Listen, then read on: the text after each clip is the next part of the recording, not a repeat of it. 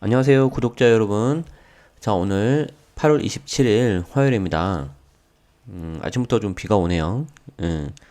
비가 온다는 핑계로 저는 오늘은 이제 집에서 간단하게 좀 스트레칭하고, 그렇게 해서 운동을 좀 대신했고요. 이제 아마 다음 주부터는 이런 핑계를 대지 못하도록, 이제 다음 주부터는 이제 제가 이제 어렸을 때 좀 수영을 조금 배웠었는데, 이제 그 뒤로 좀 못해가지고, 수영을 좀 이제 따로 등록을 했어요. 와이프랑 같이. 어, 그리고 제가 이제 무릎이 좀 한쪽 무릎이 안 좋은데 이게 관절이라던가 허리 이런 거 아플 때는 이제 수영이 좋다 그래서 저도 좀 해보려고 해요. 이제 그때 되면 뭐비 온다고 어쩐다고 그렇게 못하겠지. 대신 이제 데일리 뉴스 올라가는 시간이 좀 약간 늦어질 것 같은데 그 부분은 제가 미리 양해 말씀을 드리겠습니다. 아마 매주 화, 목 정도는 늦어질 것 같고요. 그리고 이제 날씨가 이제 더 추워지면 좀 이게 산책 같은 것도 좀 이게 상황에 따라 그럴 수 있잖아요. 비도 오고 막 그러면 그래서 그런 핑계를 또 차단하기 위해서 이제 그때 되면 이제 헬스 등록을 해서 이제 그냥 실내에서 하는 것도 고려 중에 있습니다. 제가 이제 왜 이런 말을 하냐면 여러분들 뭐 운동 열심히 하세요 그게 아니라 이제 제가 하려고 그렇습니다. 자, 오늘은요 제가 바로 다이렉트로 기사를 갈 거고요. 웬만하면 제목 보고 이게 좀 하는 거를 약간 줄이려고 하는데 이유는 뭐냐면 어제 나왔던 기사 중에 좀 되게 중요한 기사가 있어요. 그래서 그 기사가 이제 전월세 신고제 지금 도입한다고 하는데 그게 어떤 영향을 미치는지 제가 제목에도 썼지만 이거 특집이란 말이에요. 그래서 그거 좀, 그 부분에 있어서 좀 더 많이 말씀을 드리기 위해서, 불필요한 거 배제하겠다. 그 말씀 드리고 싶습니다. 자, 그래서 일단 양도세 중과를 보면은, 전세 대출 때 유리하다.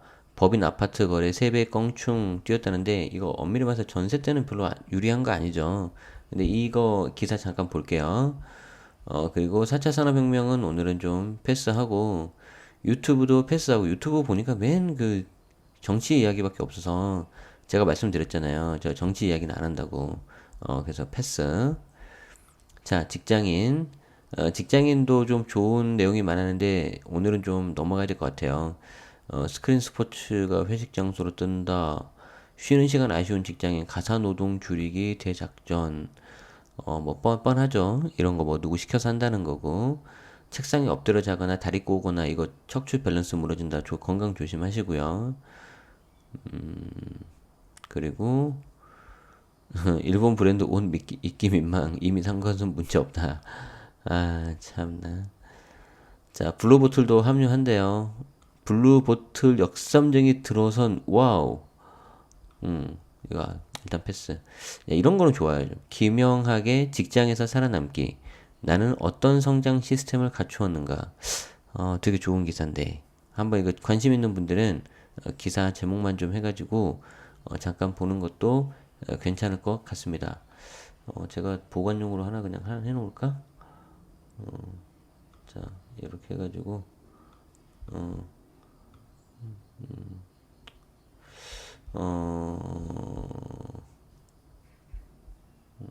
오케이. 응, 오케이. 일단 이 정도. 뭐 구체적인 팁은 좀 안 나왔던 것 같아요. 그래서 제가 넘어간 거고요. 양도소득세. 자, 이거 여기 나오죠. 사실상의 전월세 실명제, 세입자 보호, 임대소득 과세 확대. 이거 이따 볼 거고요. 부동산 임대업자라면 올해가 법인 전환의 적기다. 이거 이따가 볼 거고요. 좋아요. 이거 이따 본다고 그랬었고요. 오케이, 좋아요. 자, 이제 봅시다. 자, 전세 대출 때 유리하다. 법인 아파트 거래 3배 이상 껑충 뛰었다. 이거 제 기사를 계속 보신 분들은 아실 거예요. 늘어나는 개인 법인 간 아파트 거래. 아, 이거 직방 칼럼에서 나오구나. 여기 보시면은 특히 5월달 이렇게 더 늘었다고 이거를 썼는데 5월에서 6월 더 조금 늘었고요. 7월이 엄청 늘었네. 그러니까 6월달 이미 이제 보유세 과세 기준을 넘었을 때 이제 요게 이제 더 그렇게 된 것 같아요. 자, 법인세율이 10에서 25% 수준이기 때문에 개인 소득세율보다 더 낮고 이 개인 양도세나 소득세율이나 세율은 같아요. 그리고 대출 한도도 최대 80% 가능하다. 방빼기 하고 난 다음에 되는 건데 지금 전세는 유리하지 않지. 내가 이거 법인을 가지고 전세해 놓으면 세입자가 누가 그 법인이 집주인인데 그리 오겠어요. 법인의 신용도가 낮은데 삼성전자나 이렇게 대기업이면 모를까. 자, 그래서 보세요. 자, 최근 서울에서 아파트 두 채 구입을 고려 중인, 와우. 아, 서울에서 아파트 두 채 구입? 와우. A씨는 공인중개업소로부터 법인을 만들어 집을 사면 어떻겠냐는 제안을 받았다. 꼭 항상 그 기사 머리에 나오는 배경은 왜 항상 이런 패턴일까요? 그죠? 몇 년 후에 집을 팔 때 법인 소유 주택은 양도세 중과 대상이 아니라 훨씬 유리하다는 얘기였다. 자, 한 가지. 법인으로 내가 집을 사면 몇 년 후에 팔든 1년 후에 팔든 당장 내일 팔든 세율은 같아요. 양도 차익에 따라서 그 쉽게 말해서 법인 그 양도 차익에 따른 금액에 따른 세율이 다른 것이지 법인세는 기간에 따라서 다르지 않다. 그러니까 뭐하러 몇 년 후에 집을 팔 때 법인으로 해요. 제가 지금 이 법인이 굉장히 좋긴 한데 여러분들이 기존 방식으로 기존 갭 투자 방식으로 좀 하려고 하니까 어렵다는 말이에요. 그거 하지 말라고 제가 말씀드리려는 거예요. 자, 대략적으로 세금을 시뮬레이션 해본 A씨는 절세 효과가 생각보다 커서 깜짝 놀랐다. 2년 후 주택 두 채를 모두 팔아 2억 원의 양도차익을 냈다고 가정할 경우 개인 명의의 양도세는 7,060만 원. 이거 이제 양도세 중과 해당되는 것 같아요. 그런데 법인 명의는 법인세 3,610만 원만 내면 된다. 그래서 최근 법인 명의로 아파트 매매에 나서는 사례가 급증하고 있다. 오케이. 자, 특히 유리한 게 세율과 대출. 부동산에서 제일 중요한 게 세금하고 대출이죠. 자, 그래서 26일 한국감정원에 따르면 7월 들어 법인이 개인 명의 아파트를 사들인 사례가 계속해서 늘어나고 있다는 거예요. 집계를 시작한 이후 역대 최대치다. 노원구 영등포 19건, 서초구 16건, 강남 14건, 금천 13건, 종로 관악 11건, 송파 9건, 동대문 서대문 8건. 점점 늘어나오는 거지. 그리고 올해 2분기 설립된 부동산 법인은 3,621곳으로 부동산 규제가 강하지 않던 작년 1분기에 비해서 2,458보다 무려 1,163이 더 늘었다는 거죠. 자, 가장 큰 장점은 양도세 측면에서 유리하다는 사실. 자, 개인의 양도세 세율은 6에서 40이지만 법인은 10에서 25%의 법인세만 내고 토지 등 양도 차익이라 그래가지고 주택을 팔아 양도 차익이 발생한 경우에는 추가 법인세 10% 포인트가 더 붙어요. 그러니까 대략적으로 여러분들은 한 20% 정도 내신다고 보면 돼요. 여기 6에서 42에 비하면 훨씬 낮죠. 예를 들어 1억 원의 양도 차익을 얻는 2주택자가 기본 양도세 35%에 10%포인트가 중과돼 45%를 부담하지만 법인은 기본 법인세 10%에 10%포인트가 중과돼서 20%만 부담하면 된다는 거죠. 오케이. 게다가 주택 보유 시 발생하는 임대 수익에 대한 세금도 개인은 6에서 40이지만 법인은 10에서 25%. 그리고 이유가 하나 더 생겼다. 정부의 빡빡한 대출 규제를 피하기 위한 목적도 추가됐다는 거죠. 그래서 제가 직방에서는 이렇게 결국에는 우회를 통해서 다른 방법을 통해서 어차피 이렇게 변태적인 거래가 나오니까 그냥 대출 규제를 풀어라. 차라리 주택수에 따라서 풀면 되는 거 아니냐. 무주택자는 기존처럼 60% 70% 해주고 소득이 물론 당연히 된다면 1주택자는 확 줄여버리고 차라리 그게 어떠냐라고 했었는데 그래요. 하지만 법인은 법인 대표의 신용도에 따라 대출 가능 비율이 달라지지만 최대 80%까지 대출을 받을 수 있다. 여기서 중요한 거는 법인 대표의 신용도예요. 그래서 결국에는 신규 법인이기 때문에 이 신규 법인이 이렇게 뭐 실적이나 그런 게 없잖아요. 그래서 이 법인의 대표의 어떤 신용도를 보는데 특별한 문제가 없다면 방빼기 하고 80% 그러면은 실질적으로 한 70% 정도까지 나온다고 보시면 될 것 같아요. 하지만 이게 100% 유리한 건 아니다. 일단 법인은 장기보유공제, 특별공제 혜택 같은 게 없어요. 법인은 양도세라는 게 없거든. 그렇기 때문에 장특공이 없어. 그래서 개인이 받으면은 최대 30%까지 받을 수 있는데 이런 거 못 받는다는 거죠. 그리고 수익금을 인출하려면 배당 등을 통해야 되는데 이때 6에서 42%의 종합소득세가 적용되고 안 그러면 저처럼 급여를 받아야 되는데 급여를 받으면 개인 그 원천 징수해야 되고 4대 보험, 건강보험, 연금보험 그런 거 다 내야 돼요. 그것도 내가 다.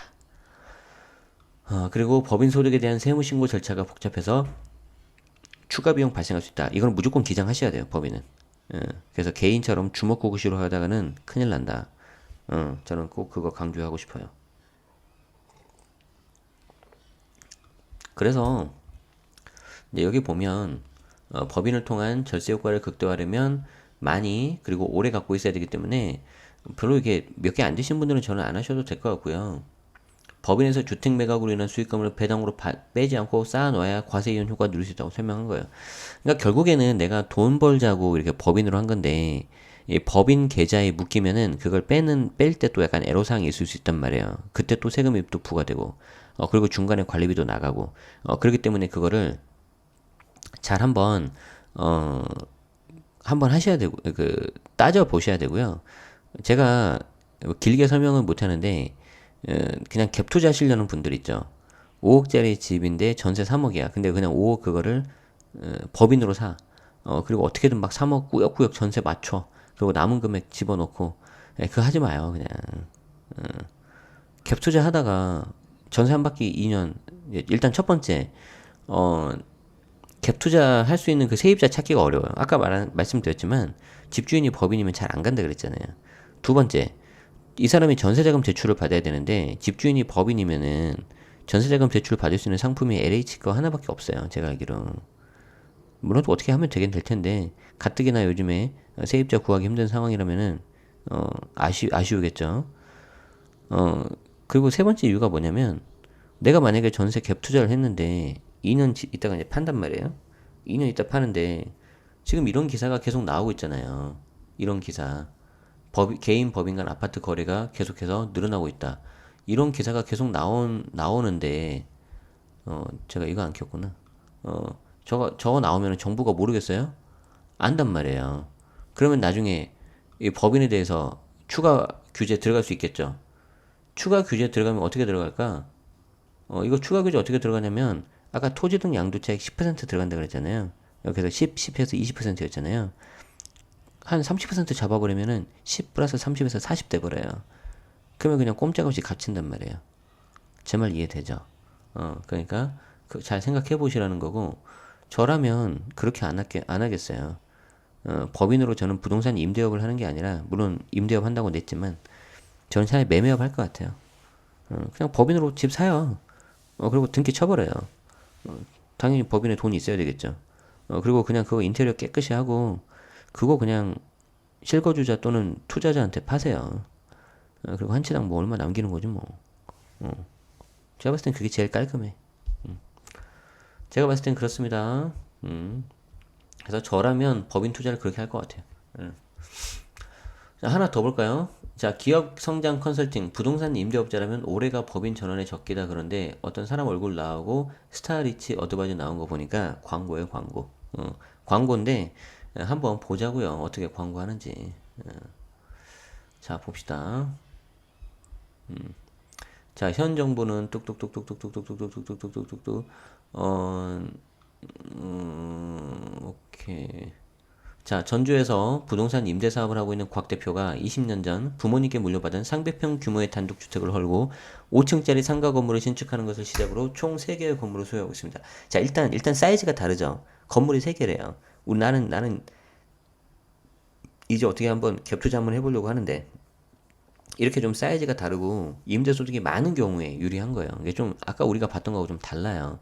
그래서 그동안 개인 사업자로서 소득세 부담이 상당했으나 더 큰 문제는 이제 상속이 있기 때문에 이걸 이제 법인을 마련해서 좀 하려고 하고 있다. 그리고 부동산 임대 사업을 하는 개인 사업자의 법인 전환이 빠르게 증가하고 있는데 예를 들어 연소득 4억 원. 자, 일단 사이즈가 다르다 그랬잖아요, 제가. 이게 이제 과표가 3억에서 4억 5억 원, 3억 초과 5억 원 미만이니까 이때 40% 세율이 적용돼요. 그래서 총 종합소득세 1억 6천만 원 정도가 나와야 되는데 에이 뭐야 누진공제 빼지도 않았네. 아무튼 뭐 그렇다 치고 이제 홍보를 해야 되니까. 근데 이게 법인으로 전환을 하면 이걸 각각 주지별로 나눠가지고 하면 5명 세금 합치더라도 7천 정도면 되기 때문에 반도 안 되지 않냐. 그래서 이게 되는데 아까 우리 기사에 나왔던 어떤 법인에 따른 이중과세 그리고 관리에 대한 그거는 잘 안 나오겠죠. 자, 그래서 그런 부분을 잘 보셔야 돼요. 자, 그래서 개인 사업자가 법인으로 전환하기 위해서는 일반 사업 양수도, 포괄 양수도, 세감면, 포괄 양수도, 현물 출자. 많은 분들이 이제 현물 출자 같은 거 하시는데, 사실 이건 저도 안 해봤고요. 주변에 해보신 세무사님들도 많이 안 계세요. 그래서 이거는 직접 해보신 분들을 꼭 찾아가셔야 되는데, 지금 여기 사례는 이미 개인 사업으로 임대업을 하고 있는 분이 이제 법인으로 전환하거나, 개인 명의로 가지고 있던 주택을 법인으로 전환할 때 이야기예요. 근데 저는 뭐라 그랬어요? 그러지 말고 처음부터 그냥 법인으로 살아. 그 말이었죠. 오케이. 현물 출자는 개인 기업이 법인으로 전환할 경우 부동산이 유형자산 중 취등록을 해야 될 때 취등록세를 내야 되는 부분에 있어서 세금이 많이 부과되어 부담스러운 사업자에게 어떻게 해가지고 임대업자가 법인으로 출자할 경우 많이 사용하는 방법이다. 그러니까 결론은 현물 출자를 하더라도 취득세가 또 나오고 하니까 임대업자인 경우에 현물 출자하는 경우에 유리하다는 거고 이 임대업은 아까 말한 것처럼 무슨 건물 3개 무슨 되게 많이 있는 그런 경우나 좀 해당되는 거예요. 여러분들이 집이 하나가 있는데 한 2개 있는데 야, 이거 법인으로 좋다는데 법인 만들어서 좀 넘길까 막 그런 거 할 때는 좀 따져보고 하셔야 된다는 거죠. 자, 일단 요 정도만 보고요. 여기도 나오지만, 하지만 단순한 세금 절감을 위해서 법인 전환을 실행하는 건 위험하다. 어, 5년 이내에 하면은 2월 된 양도세가 개인 부담이 되고, 감면 혜택을 받는 취등록세도 다시 과세될 수가 있고, 가족기업을 성실신고 확인 대상에 포함시켜서 법인 전환이 탈세 청구로 이용되지 못하도록 규제하고 있고, 일정의 관리비가 계속 들어간다, 뭐 이런 것들이 있다는 거예요. 그래서 잘 좀 따져보시고 하면 좋겠다는 거죠. 관심 있는 분들은 한번 찾아서 보시면 될 것 같아요. 제가 링크는 드릴게요. 예, 링크는 드릴게요. 저는 이렇게 전문가들 찾아가서 이렇게 직접 상담 받고 하는 거는 전 좋다고 봐요. 세상에 공짜는 없어요. 제발.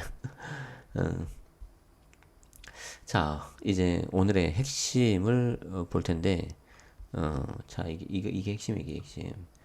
자, 전월세 거래도 30일 이내에 실거래 신고해야, 아직 법 통과 안 됐어요. 올 연말에 될 것 같은데, 지금 같은 분위기라면은 통과가 될 것 같은데, 한번 봅시다. 기사를 2개를 볼 거예요. 관련된 기사를. 여러분들이 기사 하나 보고 이렇게 넘기면 안 된다는 거죠. 자, 앞으로 전월세 거래도 주택 매매처럼 30일 이내에 실거래가를 신고해야 한다. 실거래 신고된 전월세 주택의 경우 임차인이 별도로 확정일자를 받지 않아도 보증금을 보호받게 된다. 이게 대박이에요. 우리나라 법 중에 주택임대차 보호법이라는 게 있는데 이게 굉장히 세단 말이에요. 가장 여러분들이 많이 착각하고 있는 것 중에 하나가 임대주택 등록을 하면 연 5%밖에 상환을 못하니까 그러면 전세계약도 1년짜리 2개 써가지고 연 5%씩 5%씩 상환하면 되지 않 상승하면 되지 않냐 그렇게 생각하시는 분이 있는데 그거 임차인이 세입자가 1년짜리 계약서 들고 가서 2년이라고 주장해버리면은 우리가 져요. 무슨 말씀인지 아시겠죠? 물론 특이하게 쓰면 조금 우리가 지는 거에 있어서 타격을 좀 덜 받을 수는 있는데 2년으로 우겨버리면은 진다고요. 그게 주택임대차 보호법 때문에 그래요. 굉장히 임차인을 보호하는 아주 센 그런 법인데 만약에 이거 임대차 그 전월세 신고제가 들어가서 확정일자를 받지 않아도 보증금을 보호하게 된다. 이거 뒤에 나오는데 이게 무슨 말이냐면 계약을 하는 순간 전월세 계약을 하는 순간 확정일자를 받은 것으로 의제해버려요. 그냥 봐버려요. 이거 예전에는 그냥 확정일자 받는 거를 따로 동사무소나 아니면 공증 받으러 가거나 그런 데 가서 했어야 되는데 이제는 그냥 해버린다고요. 이거 임차인한테 굉장히 유리한 거고요. 어, 아주 소수인 경우에는 임차인도 불리한 경우 나올 수 있어요. 그거는 이제 좀 예외적인 거니까 제가 말씀 못 드리고요. 아무튼 이런 여러 가지가 있다. 자, 그러면 왜 이런 걸 하려고 하느냐?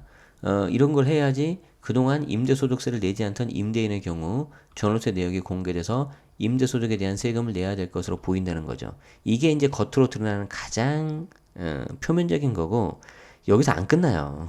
여기서 안 끝나고 계속 나와요. 그래서 제가 제가 어제 이거 기사 보이자마자 제 단톡방에다도 공유 들었고 이제 좀 다른 방에다도 이렇게 좀 보이면서 이거 굉장히 셀 것 같다. 어, 그렇게 이제 공유를 드렸던 거예요. 음. 자, 더불어민주당의 안호영 의원님이 이제 발의를 26일 대표 발의했네요. 이 법안은 전월세 신고제 도입을 추진해온 국토교통부와 공동 검토 논의를 거쳐 마련돼서 이르면 올해 말쯤 국회를 통과하고 21년도쯤에 시행이 된다고 해요. 만약에 시행이 되면 그래서 개정안에 따르면 앞으로 주택임대차 계약할 때 30일 안에 보증금, 임대료, 임대기간, 계약금, 준도금, 잔금 납부일 등 계약사항을 관할 시군구청에 신고해야 되고요. 공인중개사가 계약서 작성한 경우에는 중개사가, 임대인과 임차인이 직거래했을 때는 당연히 임대인이 신고해야 돼요. 안 하면 어떻게 될까요? 과태료 나오겠죠. 그리고 중간에 보증금이나 월세 등 임대차 가격이 변경되면 중개인 또는 임대인이 바뀐 내용을 신고해야 되는데 신고를 하지 않거나 거짓으로 신고하는 경우에는 각각 100만 원 또는 500만 원 이하의 과태료를 물어야 된다. 와, 그러면 이거 임대주택 등록한 사람은 또 과태료 또 늘겠네? 계약서 쓰고 나서 3개월 이내에 안 하면 500만 원이잖아요. 그래서 그 3개월 안에 신고 안 하면 500만 원, 그 3개월에서 플러스 하루인가 되면은 700만 원 늘어나고 거기서 또 하루 늘어나면 1000만 원 되거든요. 근데 이거 만약에 안 하면은 이 과태료도 또 100만 원 들어갈 거 아니에요. 거짓이면 500만 원. 한숨 나온다. 자, 여기 나오죠. 주택 임대차 계약이 신고가 되면 자동으로 확정일자가 부여된다. 우와, 우와, 대박. 이에 따라 임차인이 우선 변제권을 확보하려고 동사무소에서 따로 확정일자를 받지 않아도 보증금을 부과할 수 있다. 이거 대박인 거예요.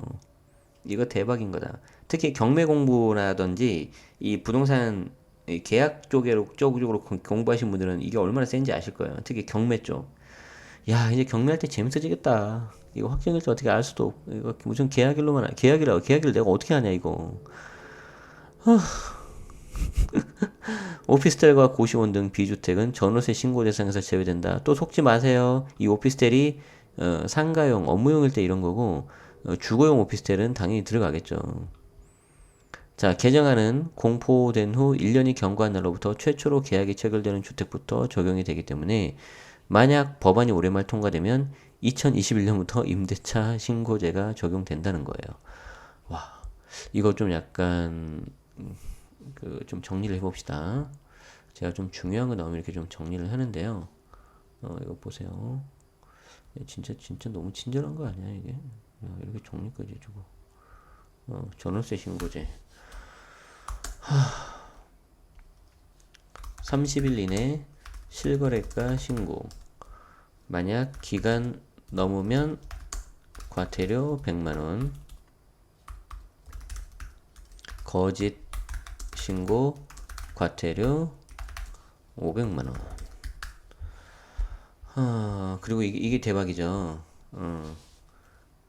계약 내역 신고하면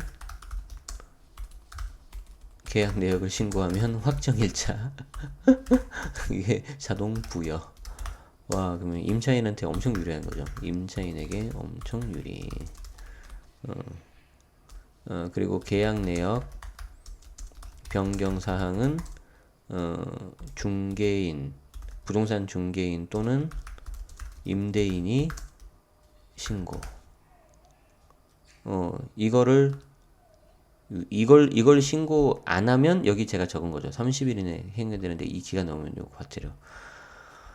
대박이다, 대박. 진짜. 자, 이렇게 하면 어떻게 되죠? 정부는 모든 전월세 전월세 실거래가에 대해서 정보 파악을 하는 거죠. 이렇게 되면 정부는 모든 전월세 실거래가에 대해서 정보를 파악하게 되는 거죠. 자, 그럼 여기서 잘 생각해 보세요. 이 전월세 신고제라는 거를 지금 하겠다는 건데, 자, 이거 하면은 이제 21년도부터 시행 예정인 거죠. 아직 법이 통과 안 됐으니까. 자, 30일 이내에 실거래가가 신고가 되고, 이 기간 넘으면은 과태료가 들어가니까 무조건 30일 이내에 하겠다는 거예요. 그래서 이 계약 내역을 신고하면 확정일자가 자동 부여가 돼서 임차인을 되게 세게 보호해 준다는 거죠. 그리고 이 계약 내역이라든가 변경사항이 있으면은 중개인이 바로 신고하거나 직거래했다면 임대인이 신고해야 되고, 이렇게 함으로써 정부는 모든 전월세 실거래가에 대해서 파악을 하겠다는 거예요. 이거 기억나요? 왜 이렇게 하는지? 제가 얼마 전에 보여드렸던 것 같은데, 유튜브에서 제 거 이제 채널 가면 이제 보셨을 거 아니에요. 내 거 채널 가야지. 이렇게 하면 여기 나오잖아요. 여기.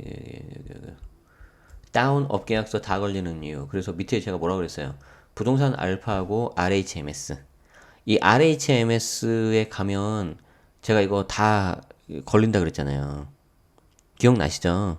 그래서 이 RHMS에다가 전부 다 이걸 때려 박으니까 지금은 때려 박아야 된다 그랬잖아요. 그래서 제가 이걸 말하기 위해서 제가 이세돌, 커제, 알파고 다 이야기했잖아요. 안 보신 분은 요 영상을 한번 보시면 돼요. 그래서 처음에 여기에다가 모든 데이터를 다 집어넣어야 돼요.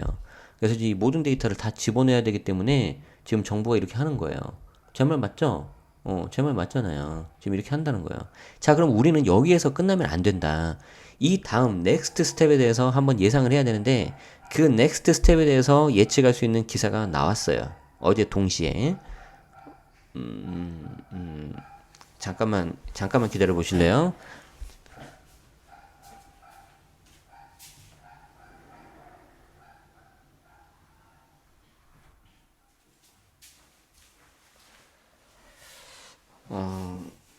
가끔 좀 윗집인 것 같은데 이게 좀 강아지가 되게 활기차요. 기운이 넘쳐.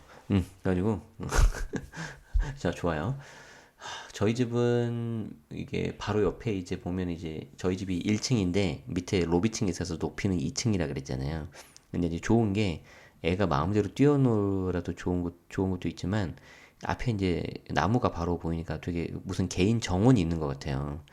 그리고 이제 그 옆에 이제 뭐 정자도 있고 그 정자에 막 고양이들이 막 와요. 근데 여기 주민들이 그 고양이들한테 먹이를 주는데 보통 막 먹이 주면 아 주지 마세요 막 그러는데 좀 사람들이 뭐 무관심한 건지 아니면 뭐 이게 뭐 동물을 사랑해서인지 뭐 그냥 이렇게 놔두더라고요. 그래서 그 주는 아주머니들이 보통 여자분들이 좀 많이 하잖아요. 우리 와이프도 잘하는데 한 3명, 4명 되는 것 같아요. 그래서 막 여기는 강아지가 상팔자가 아니라 고양이가 상팔자야. 막 난리도 아니에요. 막 애들이 엄청 막 살 뒤룩뒤룩 쪄 있고. 아이고 행복한 거죠. 자, 아무튼, 뭐, 무슨 얘기 하다 그랬지? 저 약간 시끄러워가지고 문 좀 잠깐 닫고 왔어요. 자, 이제, 그래서, 이렇게 됐을 때 어떤 효과가 있는지에 대해서, 어제 이제 기사가 나왔단 말이에요. 그래서 한번 보자. 이거. 사실상의 전월세 실명제다, 이거. 세입자 보호고 임대소득 과세 확대다. 자, 볼까요? 자, 국토부 시행령 개정 착수했다. 임대 관행 변화된다. 전월세 상한제 도입 빨라질 것 같다. 이거지, 이거. 이게 핵심이야, 이게 핵심. 전월세 신고제가 들어가면 넥스트 스텝이 전월세 상한제예요. 제가 그 얼마 전에 나왔던 그 분양가 상한제 보도 자료를 보고 이거는 후분양제까지 도입 고려를 하고 있는 것 같다. 그래서 후분양제에 대해서도 좀 이제 우리가 대비가 필요하다라고 말씀드렸잖아요. 지금 오늘 며칠이야? 8월 27일. 이 방송이 이제 성지 방송이 될 겁니다. 그리고 제가 지금 전월세 신고제 21년 들어가는데 이거 들어가면 전월세 상한제 도입이 빨라질 거예요. 이미 현실적으로 전월세 상한제가 시행되고 있죠. 어디에? 어디에 전월세 상한제가 시행되고 있어요? 지금 전국에 등록되어 있는 임대주택이 144만 채 정도가 되는데 이 144만 채가 이제 대부분 다 8년짜리가 많을 거 아니에요.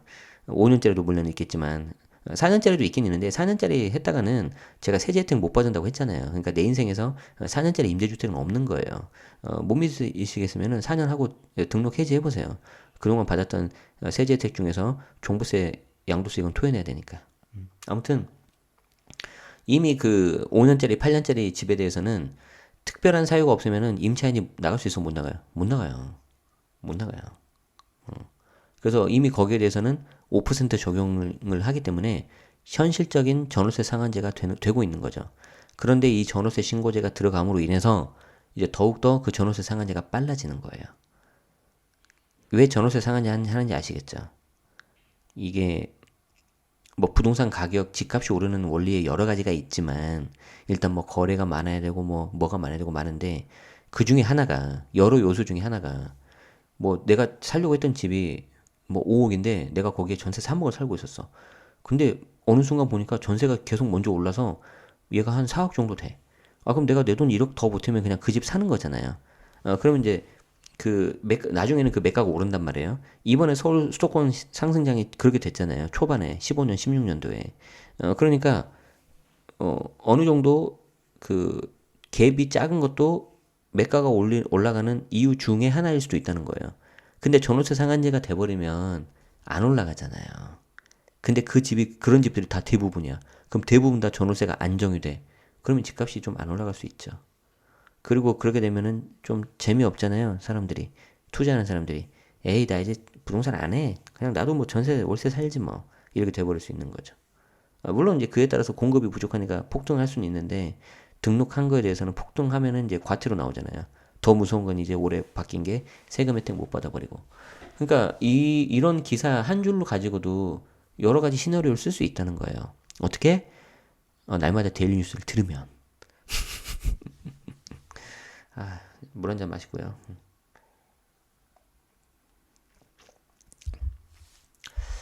저는 그런 사명감을 가지고 아침마다 늘 방송을 하고 있습니다. 네.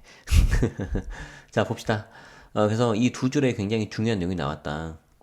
전월세 상한제 도입이 빨라질 것 같고, 임대인이 신고 부담, 아까 나왔죠? 여기 나왔잖아요. 우리 아까 정리했잖아. 계약 내역 변경사항이 중개인 또는 임대인이 신고해야 된다는 거죠. 이거 안 하면 과태료 나온다. 자, 봅시다. 더불어민주당 안호영 의원이 26일 발의한 이거는 전월세 신고제는 여당은 물론 국토교통부 김현미 장관의 의중이 깊게 반영된 것이다. 아까 기사하고 완전히 이제 느낌이 다르죠. 굉장히 이제 본인의 그 색깔을 쫙 넣어가지고 이제 하는 거죠. 이런 기사를 읽을 때는 이 해당 기자의 색깔이 많이 들어가기 때문에 사실과 의견을 좀 구분해서 보실 필요가 있어요. 어, 김현미 장관의 의중이 깊게 반영된 게 진짜 팩트인지 아닌지는 모르는 거예요, 우리가. 그냥 그럴싸해 보이는 거지. 자, 근데 이제 이렇게 밑에 이제 뒷받침되는 기사를 내용을 넣은 거죠. 그러면 이제 우리가 이제 합리적으로 우리가 의중이 반영된 거다라고 생각할 수 있는 거죠. 자, 김 장관은 의원 시절인 2016년 7월 전월세 가격 인상률을 5% 이내로 제한하는 전월세 상한제와 계약갱신 청구권, 계약갱신 청구권. 야, 내가 임차인이 야, 이거 나 계약할 거야 하면 이제 하는 거죠. 그래서 이걸 두 개를 묶어야 돼요. 그래서 전월세 가격 인상률 5%하고 계약갱신 청구권 이거를 같이 묶어야 된다. 와, 맞네. 제가 맞잖아요. 그래서 이걸 골자로 한 주택임대차 보호법 개정안을 발의한 주인공이다. 그래서 17년 7월 장관 취임 당시부터 단계적으로 전월세 상한제와 계약갱신 청구권을 추진하겠다며 우선 전월세 등 주택임대를 주택거래 신고제처럼 투명하게 노출되는 시스템을 구축할 방침했는데 2년이 지난 지금 이제 시행을 하시려고 하시네요. 의지의 한국인이다. 의지의 한국인이다. 좀 그러면은 이런 의지의 한국인은 제가 봤을 때는 국토교통부에 앉히시기엔 너무 아까운 분이세요. 기획재정부로 가셔서 우리나라의 국가 경제를 좀 예, 농담입니다. 예, 장관님 사랑합니다. 예, 국토교통부 장관 열심히 잘 해주시고요. 예, 저는 제 살 길을 찾겠습니다. 자, 전문가들은 전월세 신고제는 사실상 전월세 실명제와 같다며 이 제도가 시행되면 2006년 매매실거래가 신고제 도입 못지않게 임대차 시장에도 큰 변화와 파장을 가져올 것. 그래서 어제 이 기사를 보고 이게 뭐야? 그리고 넘기면 안 된다는 거예요. 아시겠죠? 그러니까 아침마다 여러분들이 바쁘시지만 데일리 뉴스를 듣는 게 얼마나 큰 도움이 되는지 아시겠죠? 제 구독자 중에 설거지하면서 들어요. 산책하면서 들어요. 그냥 뭐 이게 편하게 쉴 때 들어요. 잠자기 전에 들어요. 여러 가지가 있는데 언제든지 좋습니다. 여러분들 편하게 들으시고요. 오늘 내용이 도움이 된다면 좋아요와 구독을 눌러주세요. 그럼 저도 더 열심히 하겠습니다. 더 열심히 하겠습니다. 지금 7월 13일부터 시작을 해서 이제 거의 지금 좀 있으면 50일째가 되고 있네요. 와, 좋다. 그래서 이거 정말 강조드립니다. 이거 굉장히 큰 거예요. 임대차 시장에도 큰 변화와 파장을 가져올 거고, 집주인들 잘 생각하세요. 이거 정말 등록해서 정부하고 확실하게 공투하실 건지, 아니면은 본인 갈 길을 그냥 가실 건지. 저는요, 방송에서 말 못하죠. 자, 임차인 보호 강화, 사각지대 주택 임대소득 과세로 임대인에는 부담된다. 자, 당정이 임대차 신고제를 도입하는 이유 중 하나는 임차인 보호인데, 음, 항상 이게 다가 아니라고만 알고 계세요. 방송엔 말 못한다.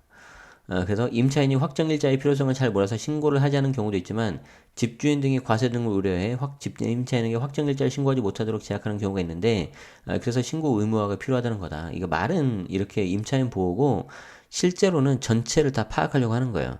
제가 강의 때도 말씀드리지만 지금 임대주택 등록을 하는 이유가 세금 거두려고 생각하시면 여러분들 큰 오산이에요. 세금은요, 정부가 맘만 먹으면 언제든지 거둘 수 있어요. 그보다 더 중요한 게 뭔지 알아요? 빅데이터 확보라고 제가 말씀드렸잖아요. 아니, 지금 전국에 몇백만, 한 천호 가까이 지금, 천만 가구, 천만 호 가까이 지금 있는데, 여기에 대해서 전체 파악이 안 끝나고 이제 144만 호가 들어왔다니까요. 정부는 이 모든 걸 다 알고 싶은 거예요. 이 모든 걸 다 알면 네가 임대주택을 등록했든 안 했든 상관없다는 거예요. 왜? 정부한테는 RHMS가 있거든. 다 할 수 있어요. 맘만 먹으면. 진짜 제 말 허투루 듣지 마시고 잘 좀 들어주셨으면 좋겠어요. 오늘 8월 27일 강의가 성지 강의가 될 수 있다니까. 성지글이 될 수 있다니까.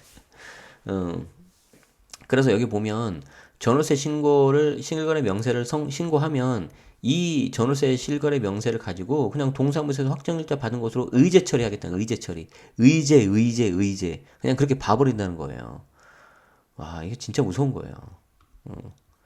자, 그래서 임대차 계약이 파악되면 최근 임차인들의 전세금 반환 보증 가입에 어려움을 겪고 있는 다가구 주택에 대한 선순위 임차 보증금 파악도 수월해져서 보증금 회수 리스크도 줄일 수 있다. 되게 이제 임차인 보호 쪽으로 이제 많이 가는 거죠. 왜? 그래야 좀 모양이 예쁘잖아요. 그쵸? 그리고 두 번째 또 다른 이유는 과세 투명성 확보와 다주택 수요 차단. 이게 진짜 크죠. 그래서 정부가 2006년 부동산 실거래 신고 제도를 도입해서 양도세와 취득세 부과해서 실거래가 기반의 과세 체계를 구축하는 데 성공했기 때문에 그 다음은 이제 전월세 정보, 임차 쪽에 이제 확보를 하려고 하는 거죠. 이제 점점 좋은 세상이 끝나가고 있어요, 여러분. 그래서 제가 정말 말씀드리는데 저도 지금 다시 경매 공부하고 있어요. 어, 다시 초심으로 돌아가자라는 뜻도 있고, 저도 이제 계속해서 똑같은 것만 가지고 할 수는 없잖아요. 계속해서 뭔가 변화를 해야 되잖아요. 그래서 그 중에 하나가, 저한테 맞는, 이런 경매도 있고, 다른 투자법도 있기 때문에 그런 쪽으로 다시 좀 하려고 하는 게 있어요. 오케이. 이미 정식 임대사업자로 등록한 사람은 계약이 경신된 경우 표준 임대차 계약서를 작성해서 변경 내용을 3개월 이내에 신고해야 되죠. 이미 있어요. 임대주택 등록한 사람은. 근데 이런 사업자가 아닌 일반 임대인이 이런 의무가 없기 때문에 여기에 대해서 그냥 다 넣어버리는 거예요. 그래서 서초구 잠원동의 한 중개업소 대표가 보증금이 소액이어서 보증금 보호의 필요성이 적거나 반대로 보증금이 고액이어서 자금 출처 조사나 증여세 추징을 당할 가능성이 있는 경우에는 세입자들이 확정일자 신고를 하지 않는다. 그러니까 이거 하는 게 세입자 100% 좋은 게 아니라니까요. 앞으로 이러한 거래들이 모두 노출될 것. 그렇죠. 전월세 신고제 도입에는 내년부터 올해 발생한 연 2천만 원 이하 임대소득에 대해 분류과세를 시행하는 만큼 이미 올해 2019년에 대해서는 과세가 들어가고요. 그걸 내년도에 신고 납부해야 되는 거죠. 그만큼 임대소득 과세 환경이 무르익었다는 판단도 적용됐다. 이제 자신 있다는 거예요, 정부가. 밑에 나오죠.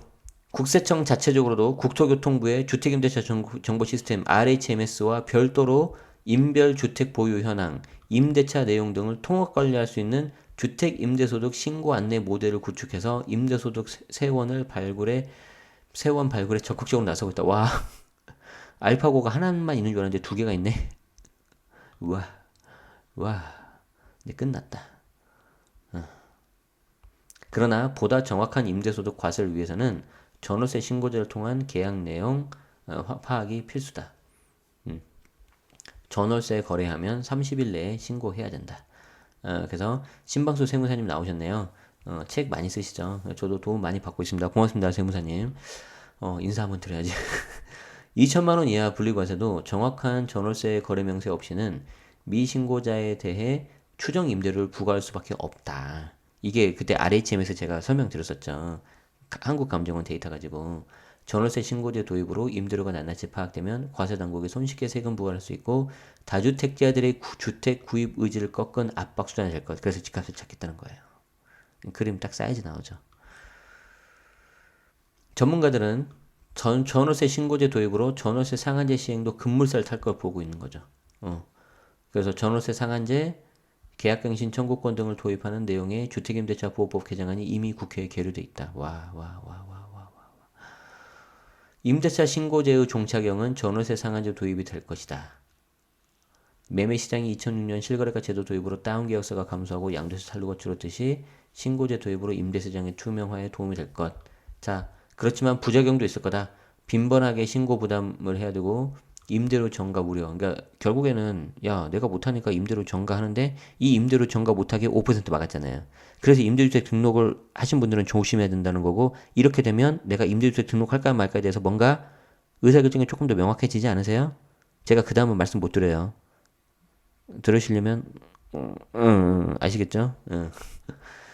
지금 제가 세금 정규 과정을 모집하고 있습니다. 무슨 말씀인지 아시겠죠? 강의 홍보가 아니라 제가 한계가 있어요 지금. 자, 그래서 임대차 신고제 도입은 앞으로 매매 실거래 신고만큼 시장에 큰 파장을 가져올 전망이다. 그래서 임대인 또는 중개인에게 모든 임대차 거래에 대한 신고 의무가 부여되고 과세 자료로 이용됨에 따라서 계약서 작성부터 임대료 책정, 세입자 관리, 수리비 부담 주체 등 지난 수십 년간 이어져온 임대차 관행의 변화가 예상된다. 임대 수입에 대해서 철저한 과세가 가능해지는 만큼 임대 사업을 포기하거나 재검토하는 집주인도 늘어날 것으로 보인다. 임대인들의 저항도 만만치 않을 거다. 특히 노후 은퇴자들. 그래서 최근 종부세 인상, 공시가격 상승 등으로 임대인의 보유세 부담이 커진 가운데 집주인의 세금 부담이 단기간에 급증하게 되고 그동안 다가구 등 주택 한 채로 임대를 놓아서 노후 생활을 영위해온 은퇴자들의 충격이 클 거다.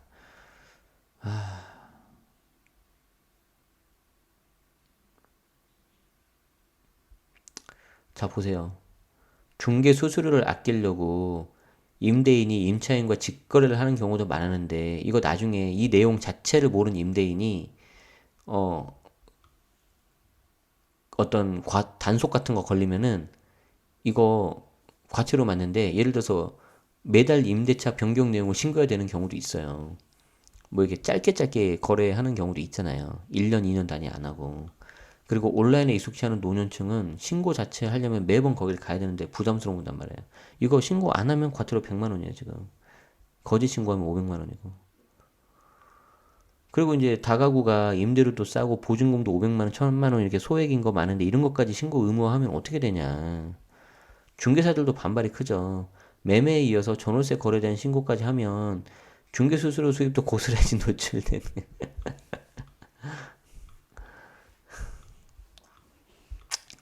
파장 효과가 크다고 그랬잖아요. 그죠? 그래서 그동안 일부 중개업소들은 신고 의무가 없는 전월세 같은 경우에 중개 수수료 깎아주는 방식으로 좀 현금 거래 유도해서 좀 이렇게 누락인 경우가 많았다고요. 그렇던데 이제 국토부는 현재 전셋값이 안정돼 있고 당분간 입주 물량도 많아 임대료 전가 가능성이 크지 않다는 입장인데 이게 또 어떻게 불똥이 튈지 모르겠네요. 자, 그래서 이거 기사 되게 정리 잘 되어 있으니까 여기도 있네. 하지만 전문가들은 최근 분양가 상한제, 자사고 폐지 움직임 등으로 전세값이 상승해서 안심할 수 없다.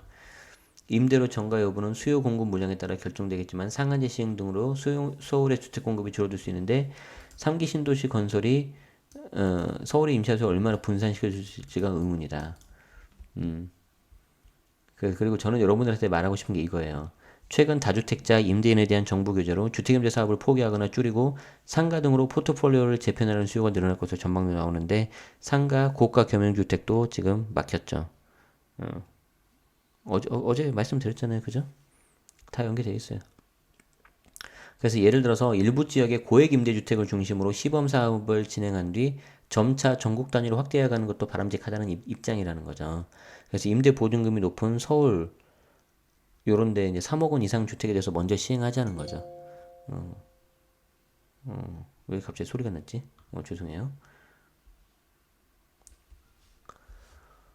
자, 그래서 국토부는 법 통과를 봐가며 시행령 개정을 추진할 예정이다. 음. 이게 이제 김진유 교수님이 임대차 정보 확충을 위해서도 전월세 신고제 도입은 필요하지만 급격한 제도 변화는 신고 조치의 저항과 부작용을 가져올 수 있다. 시장의 충격을 줄이기 위해 단계적으로 시행하되 임대소득 과세 시 필요 경비를 상환해주는 인센티브를 제공해서 성실 신고 유도하자는데 이거 원래 70% 필요 경비 해주기로 했으면서 60% 내려버렸잖아요. 근데 다시 해줄까요? 교수님은 안 해줄 것 같아요, 제 생각에. 뭐든 이게 법이라는 게 그런 게 있어요. 예, 법적 안정성이라는 게 있고 그로 인해서 이렇게 예측할 수 있는 그 예측 가능성이 있는데 지금 그게 최근 들어서는 너무 흔들리고 있어요. 그게 좀 안타까워요. 자, 아무튼 뭐 여론 수렴도 하겠다고 하는데 그동안 해온 거를 보면 좀 그렇습니다. 그래서 기사가 굉장히 길지만 제가 좀 이렇게 쭉 한번 읽어 드렸으니까 한번 좀 잘 보시면 좋겠고요. 오늘의 기사 굉장히 좋네요, 이거. 이거는 봐서 주말에 한번 포커스 뉴스를 할 수도 있겠네요. 그래서 오늘 좀 이해 안 되시더라도 너무 염려 마시고요. 한번 정리를 해서 하겠습니다. 자, 일단 오늘 방송 여기까지입니다. 어, 뭐야, 47분? 저는 이거 빨리 끝내고 8시까지는 끝내고 좀 여유 있는 아침을 좀 보내려고 했는데 죄송해요. 너무 길어져서 좀 죄송하고요. 음, 그만큼 좀 이 전월세 실명제가 굉장히 좀 파급 효과가 크다는 걸 좀 강조하고 싶어서 했기 때문에 좀 양해 말씀드리고 출근하실 때 보시기엔 좀 부담되시겠네요. 그냥 짬짬이 좀 들어주시거나 어, 여유 있을 때 저녁에 좀 들어주시면 감사하겠습니다. 앞에 법인된 부분은 좀 빨리 넘겨서 들어될 수도 있을 것 같긴 한데 법인도 더 중요한 거니까 매번 이렇게 강의를 하고 있네요. 길게. 너무 길어서 좀 끊어야 될 것 같아요. 자, 마무리 멘트 할게요. 자, 오늘 8월 27일인데, 지금 이제 비가 왔다가 좀 그쳤는데요. 굉장히 좀 선선합니다. 저도 오늘 직방 촬영 있고 또 반가운 얼굴을 좀 만나러 가서 굉장히 기분이 좋고요. 오늘은 뭐 이제 술 한잔 할 수 있을 것 같아요. 여러분들도 오늘 즐겁게 또 새로운 사람 만나면 좋겠고요. 제가 좋아하는 분들이라든지 책을 보면 이런 말들이 많이 있어요. 인생을 바꾸려면 만나는 사람과 살고 있는 공간을 좀 바꾸라는 그런 명언들을 많이 하시더라고요. 어, 책도 좀 다른 것도 좀 보고. 그래서 여러분들도 똑같은 루틴으로만 좀 하지 마시고 새로운 장소 그리고 새로운 사람을 좀 만나면서 좀 인생을 좀 바꿀 수 있는 그런 계기를 찾으시면 더 어떨까라고 좀 한번 감히 한번 말씀드려 봅니다. 자, 그래서 오늘 굉장히 소중한 하루인데 그 소중한 하루를 가장 소중한 여러분 스스로에게 좀 이렇게 잘 맞게 쓰시면 좋겠습니다. 자, 오늘 8월 27일 데일리 뉴스 여기서 마치고요. 저는 또 내일 아침 인사드리도록 하겠습니다. 여러분 오늘 하루도 행복하세요. 고맙습니다.